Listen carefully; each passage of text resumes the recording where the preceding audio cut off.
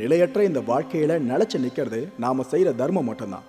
உங்ககிட்ட உதவுற மனப்பான்மை இருக்குன்னு தெரியும். ஆனா அந்த உதவுற மனப்பான்மையை வளர்க்கறது தான் இந்த நிகழ்ச்சியோட நோக்கம்.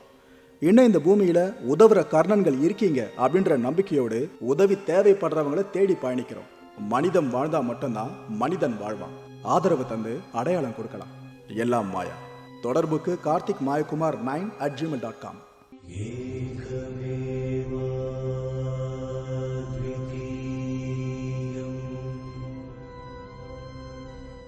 குழந்தைங்க அதுங்க நாங்கள் கல்யாணம் பண்ணி கொடுத்தாட்டி நெல்லவனுங்க கிடையாது. அதுங்க போய்க்கிட்டு நம்மளுக்கு அதுங்களை போய் பார்க்கலன்னு கேட்க முடியாது. 2 பசங்க ஹார்ட் அட்டாக் வந்து 2 பேரும் வீட்டாட்டு தாங்கிறானுங்க. எதுவும் பலுவாக வேலை செய்ய முடியல.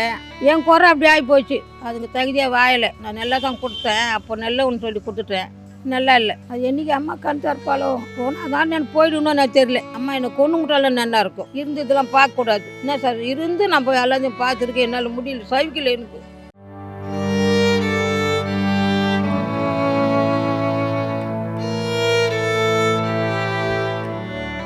நான் திருக்கோணம் மாவட்டத்தில் பிறந்தேன் சார். நான் 6 மாதத்தில் எங்கள் அப்பா அங்கே போய்ப்பில் மானம் காஞ்சி போயிடுச்சு. இந்த ஊரை தீக்கிட்டார். எங்கள் அப்பா பெரிய வேலை செய்து கட்டை உடைச்சி எங்களை நாங்கள் இங்கே 4 பேர். நாங்கள் 2 பொண்ணு 3 பொண்ணு ஒரு பையன். எங்கள் அப்பாவுக்கு இங்கே தான் காப்பாற்றி எல்லாமே பண்ணி எங்கள் அப்பா அம்மா போயிட்டாங்க. எங்கள் அண்ணன் டாக்டர் இருந்தார், அவரும் போயிட்டார். எனக்கு கல்யாணம் பண்ணி எனக்கு 2 புள்ள 3 பொண்ணு. குழந்தைங்க அதுங்க நாங்கள் கல்யாணம் பண்ணி கொடுத்தாட்டி நெல்லவனுங்க கிடையாது. அதுங்க போய்க்கிட்டு நம்மளுக்கு அதுங்களை போய் பார்க்கலன்னு கேட்க முடியாது. 2 பசங்க ஹார்ட் அட்டாக் வந்து 2 பேரும் வீட்டாட்டு தாங்கிறானுங்க. எதுவும் பலுவாக வேலை செய்ய முடியல. என் குறை அப்படி ஆகி போச்சு. அவனுங்களுக்கும் ஒருத்தனுக்கு வந்து 3 பசங்க, ஒருத்தர் 2 பசங்க. நான் போகிறதுலாம் கிடையாது. அதுவும் ஜீவிக்கிறதா கடவுள் புள்ளியமாக இருக்குது. நம்ம எங்கே போய் அதுங்களை போய் என்ன பண்ணுறதுன்னு நான் போகிறதில்ல. இந்த கோயிலுக்கு தான் இந்த கார்பரேஷன் நேரத்தில் ஒரு அந்த நாள் 40 வருஷம் சாமி வச்சுட்டேன். எவ்வளோ சண்டை சச்சுருங்க கோயில் இருக்கக்கூடாதுன்னு. இது எனக்கு போய்க்க முடியாது. அத்தனை நாங்கள் சண்டை வச்சு போட்டுன்னு எனக்கு விட்டாங்க. அதை கொண்டு ஜீவிக்கிறேன். ஆனால் இப்போ ஜனங்க வரல. நேராக வாசிப்படி வச்சாக்க இன்னும் 4 பேர் வருவாங்க. எனக்கு வாசிப்படியும் திறக்க விட மாட்டுறாங்க. யாருன்னா ஒரு கோயிலில் கோபுரம் கட்டி தரன்னு கூட வந்தாங்க. அவங்களையும் கட்டவன்னு அனுப்பிட்டாங்க. இப்போ எனக்கு யாருன்னா ஒருத்தர் 2 பேர் வந்து ஒரு 5-10 வச்சா என் ஜீவனம் நடக்குது. மற்றது யாரும் எனக்கு இது கிடையாது. அது என்றைக்கு அம்மா கண் தரப்பாலோ, என்றைக்கு நேராக வாசிப்பு தரப்பாலோ அன்றைக்கி தான் என்னோட போனால் அதான் நான் போயிடணும்னு நான் தெரியல. அந்த கஷ்டம் தான் சார். எனக்கு வேறு ஒன்றும் இல்லை. சொத்து சுதந்திரம் கேட்கல. எனக்கு இருக்கிறவரையும் வயிற்றுக்கு சாப்பாடு கட்ட துணி வேறு நான் சொத்துலாம் கேட்கல. அவர் எங்கள் வீட்டுக்காரர் இருந்தால் நான் இந்த கஷ்டப்பட மாட்டேன். அவர் இல்லாத போயிட்டார். அவர் எங்கன்னா வேலை செய்து என்னை காப்பாற்றுவார். நாங்கள் மாடு வச்சுருந்தேங்க. ஒரு 10-15 மாடு வச்சு இங்கே தான் கறந்துருந்தோம். மாடையும் போலீஸ்காரங்க பிடிக்க ஜெயலலிதா வீட்டில் அப்படி இப்படி வச்சுட்டாங்க மாட்டை வண்டியில். பயன் கட்ட முடியாது. நாங்கள் எல்லாம் விற்றுட்டோம். விற்று 3 பொண்ணை கட்டி கொடுத்தோம். 2 புள்ளி கல்யாணம் பண்ணேன். நல்லா கல்யாணம் பண்ணேன். இப்போது அதுங்களுக்கு வரவனு சீக்காக வரல. ஆனால் செத்து போயிச்சானுங்க. எதோ இருக்குறங்க அம்மா மரம் ஐயா மாதிரி வழி பண்ணி காப்பாற்றிட்டாங்க. என்னுடைய நான் இருந்ததை கண்டு காப்பாற்றினாங்க. இந்த பொம்பளை நல்லா இருந்தது அப்படி கஷ்டமாகி போச்சுன்னு. போயிச்சும் எனக்கு புண்ணியம் இல்லாதக்கிறானுங்க. எங்கேயும் ஒரு போல வேலைக்கு போக முடியாது. எதுவும் ஒரு கஷ்டம்னு வேலை செய்ய முடி பொம்பளை கை எதிர்பார்த்துங்கிறானுங்க. என்ன பண்ணுறது சார்? நான் எதுவுமே பண்ண முடியல. எதுவும் அம்மாவை தான் நொந்துக்கணும். பெரிய புள்ளியும் சரியாக இல்லை. உடம்பு நல்லா ஆகணும்னு சொல்ல முடியாது. அவனும் ஒரு சொல் பேச்சு கேட்காதோ எப்படி இருக்கிறான். ஏதோ அதுங்க காலத்தை தள்ளுவானுங்களோ என்ன பண்ணுவாங்களோ தெரியாது. ரொம்ப மன கஷ்டம் சார் எனக்கு. என் கஷ்டத்தை அம்மா தான் கேட்குறங்காடி மனசெல்லாம் சொல்லி என் குறை தீராது. நான் எந்த நிலைமையும் இல்லை. எனக்கு பிள்ளைங்க சோகம்னு சொல்ல முடியாது. பொண்ணுங்க அதுங்க இருக்கிறத பாவம். அதுங்க நம்ம அம்மாவிட்ட கொடுக்கலன்னு சொல்லாத அதுங்க போய்க்குதுங்க. நம்மளை எதிர்பார்க்கல. என் கவலை தான் அதுங்களுக்கு. அம்மாவுக்கு இப்படி பிள்ளைங்க ஆகிட்டானுங்களே, அம்மா கஷ்டப்படுறானுங்களேன்னு பொண்ணுங்களுக்கு ஏன் கஷ்டம்தான். அதுங்களுக்கும் 3 பொண்ணு, ஒரு 2 பொண்ணு. பெரிய பொண்ணுக்கு ஒரு பையன் ஒரு பிள்ளை. அவங்க கிருஷ்ணி ஆகிட்டாங்க. அவங்களாண்ட நான் ரொம்ப போக முடியாது. இல்லை நான் இந்து சாமி கும்பிட்றோம். அவங்களாண்ட நான் எதிர்பார்க்க முடியாது. என்னம்மா என் அம்மா தான் இந்த நேராக வாசிப்பு தரக்க விட்டாங்கன்னா ஏதோ 4 பேர் வருவாங்க.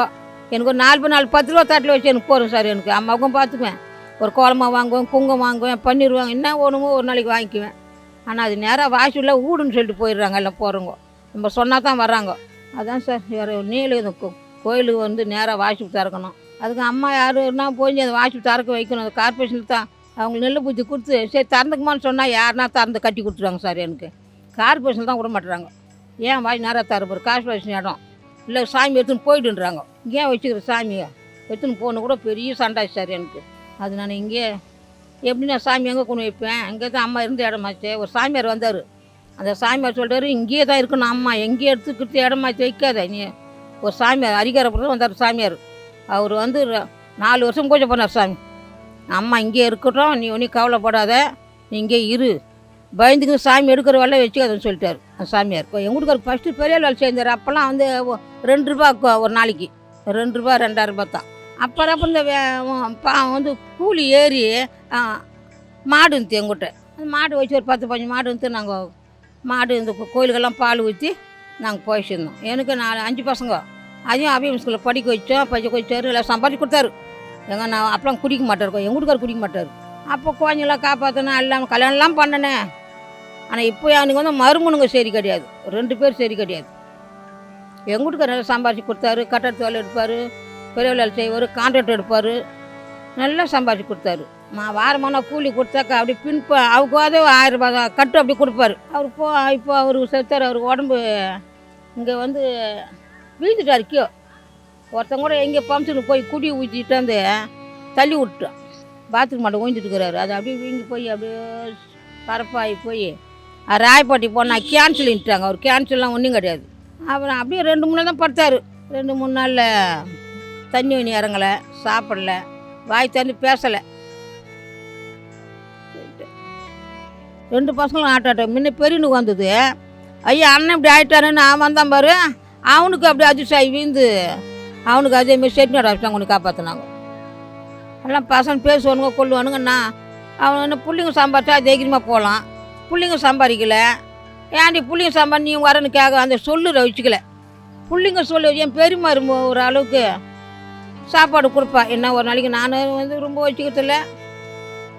பெரியமா கொஞ்சம் பாப்பா, அவனும் இப்படி ஆகிட்டான் இல்லை, யாரையும் நான் வந்துக்கிறது இல்லை. என் கையில் இருந்தால் நல்லா ஏன்னா வாங்கி சாப்பிடுவேன், இல்லைன்னாக்கா நான் இருந்துடுவேன். 2 புள்ளியும் நல்லா இல்லையே, பொண்ணுங்களாண்ட போக மாட்டேன். அதுங்க ரொம்ப கஷ்டப்படுத்துங்க, குடிக்காரனுங்க. அதுக்கு நான் எங்கேயும் போக மாட்டேன். பொண்ணுங்க வந்து எனக்கு பார்த்துட்டு போவோம். அதுக்கு தகுதியாக வாயலை. நான் நல்லா தான் கொடுத்தேன், அப்போ நல்லா ஒன்று சொல்லி கொடுத்துட்டேன், நல்லா இல்லை. எல்லாம் குடிக்கிறானுங்க, சண்டை சச்சுரு. ஒன்றுக்கு 3 பொண்ணு.